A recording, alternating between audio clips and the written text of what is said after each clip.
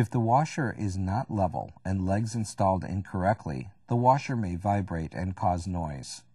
Check to make sure that the washer is level and all 4 feet in firm contact with the floor.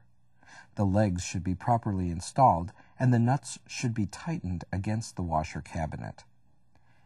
If the washer has self-leveling rear legs, those legs should be reset. If the shipping bolts, blocks, straps, or pins have not been removed, this will cause the washer to vibrate. Are other items in the room, such as the dryer, vibrating? This can be a sign that the washer is not leveled properly or the floor is an issue. If the floor is not sturdy enough to support the washer, as described in the owner's manual, then the floor can flex and be the cause of the vibration or noise problem. Refer to the installation instructions for flooring requirements. Noise and vibration may be reduced by placing a piece of 3/4-inch plywood underneath the washer. The plywood may extend underneath both washer and dryer to keep them at equal heights. When water is being pumped out of the washer, a humming sound may be heard. When the pump starts drawing in air, it starts to gurgle or make a swoosh. This happens at the end of draining. This is normal. If a squealing sound or hot rubber odor is present, this is a sign that the washer may be overloaded. Reduce the load.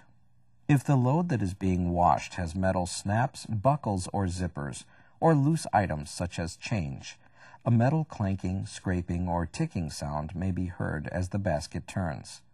Stop the washer and check the tub.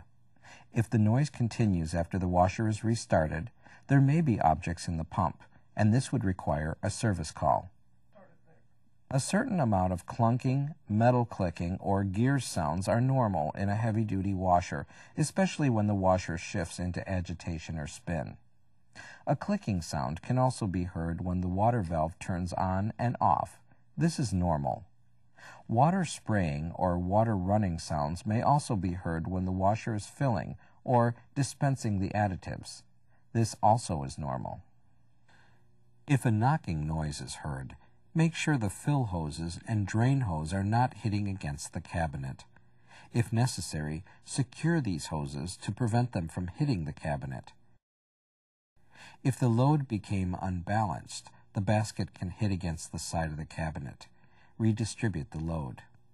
If this does not solve the problem, a service call may need to be scheduled.